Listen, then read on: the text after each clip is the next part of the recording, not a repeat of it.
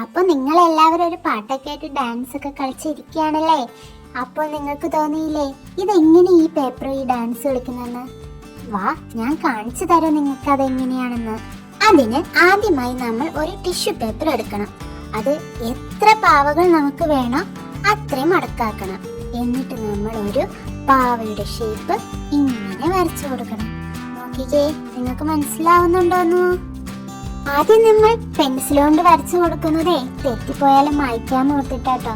എന്നിട്ട് നമ്മൾ ഇതിന്റെ മുകളിൽ കൂടെ പിന്നെയും വരയ്ക്കും. നിങ്ങൾ ശ്രദ്ധിച്ചൊന്ന് വരച്ചിക്കണം കേട്ടോ. പാവയ്ക്ക് കൈയും കാലും എല്ലാം നമ്മൾ വരച്ചു. ഇപ്പതേ നോക്കിയേ, ശരിക്കും ഒരു പാവയുടെ ഷേപ്പായില്ലേ? നോക്കിക്കേ, ഹായ്, നല്ലൊരു പാവ. ഇനി നമുക്ക് ഇതിന്റെ മുകളിലൂടെ ഒരു സ്കെച്ച് കൊണ്ട് വരച്ചു കൊടുക്കാം. അപ്പൊ നിങ്ങൾക്ക് ക്ലിയർ ആയിട്ട് മനസ്സിലാവുകയും ചെയ്യും, കാണാനും ഒരു ഭംഗി വരും. ഈ സ്കെച്ച് കൊണ്ട് വരയ്ക്കുമ്പോ ഉണ്ടല്ലോ പയ്യെ വരയ്ക്കണം കേട്ടോ. ടിഷ്യൂ പേപ്പർ ആയതുകൊണ്ട് ഒട്ടും കനമില്ലല്ലോ, അതുകൊണ്ട് നിങ്ങൾ പയ്യെ വരയ്ക്കണം. ടിഷ്യൂ പേപ്പർ എന്തിനാ നമ്മൾ എടുക്കുന്നതെന്ന് അറിയാമോ?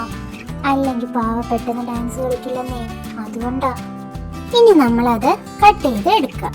നോക്കിയേ, നമുക്ക് പാവക്കുട്ടനെ കിട്ടിയില്ലേ? നോക്കിക്കേ, ഇനി നമ്മളത് പയ്യെ അടർത്തി എടുക്കണം. സൂക്ഷിച്ച് ചെയ്യണം കേട്ടോ, അല്ലെങ്കിൽ പാവ കീറിപ്പോവും. കണ്ടോ, വളരെ നൈസാണ്. ഇത് ഒരെണ്ണം നമ്മൾ വിടിയിച്ചെടുത്തു. ഇനി നമ്മൾ എന്ത് ചെയ്യണം? അടുത്തതും വിടിയിച്ചെടുക്കണം. അങ്ങനെ നമുക്ക് എത്ര പാവ വേണോ, നമ്മൾ എത്ര മടക്കിയിട്ടുണ്ടോ അത്രയും പാവകളായിട്ട് നമ്മൾ വിടിയിച്ച് എടുക്കണം.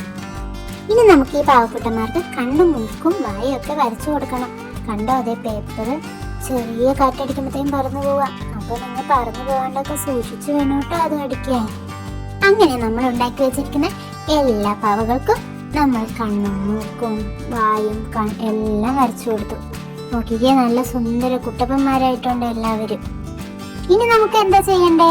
അതിന് നമ്മൾ ഡെസ്കിൽ അതിന്റെ കാല് മാത്രം ഒന്ന് ഒട്ടിച്ചു കൊടുക്കരുത്. അതിന് നമ്മൾ ഉപയോഗിച്ചത് ഫെവിക്കോളാണ് കേട്ടോ. അങ്ങനെ ഫെവിക്കോൾ ഉപയോഗിച്ചിട്ട് നമ്മൾ എല്ലാ പാവകളെയും ഒട്ടിച്ചെടുക്കാം.